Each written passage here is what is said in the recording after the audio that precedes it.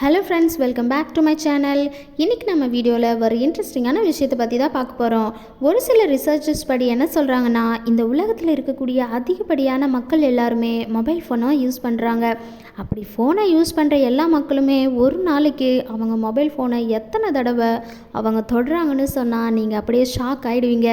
Because இப்போ சாதாரணமாக இருக்கக்கூடிய ஒரு மனுஷன் ஒரு நாளைக்கு 2617 முறை தொடுறாங்களாம்.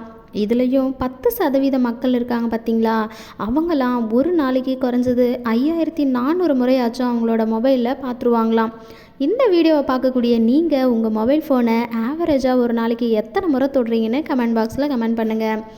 அடுத்ததாக இது நாள் வரைக்கும் நீங்கள் நோட் பண்ணாத ஒரு விஷயத்தை பற்றி தான் சொல்ல போகிறேன். நம்ம சந்தோஷத்தில் அழுதாலும் சரி, சோகத்தில் அழுதாலுமே சரி, நம்முடைய கண்கள்லேருந்து வரக்கூடிய கண்ணீரை பார்த்திங்கன்னா டிஃப்ரெண்ட்டாக தான் வருமாங்க. இப்போ ஒருத்தர் ஹாப்பியாக இருக்கார், அவர் சந்தோஷத்தினால அழுறாரு அப்படின்னா அவருடைய கண்கள்லேருந்து வரக்கூடிய கண்ணீர் ரைட் ஹேண்ட் சைடில் இருந்தோம். இன்னொருத்தர் சோகத்தில் அழுறாருன்னா அவருடைய கண்கள்லேருந்து வரக்கூடிய கண்ணீர் லெஃப்ட் ஹேண்ட் சைடில் இருந்தும் வருமா.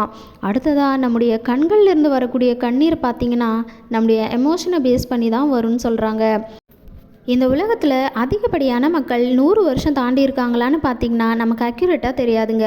ஆனால் 100 வயசு தாண்டினவங்க இருக்காங்க இல்லைங்களா, அவங்களோட லிஸ்ட்டெல்லாம் எடுத்து பார்த்திங்கன்னா ஒவ்வொரு 5 பேர்லேயும் 4 பேர் பெண்களாக தான் இருப்பாங்களாம். அண்ட் இன்னொரு ஃபேக்ட்ஸை பற்றியும் தெரிஞ்சுக்கோங்க.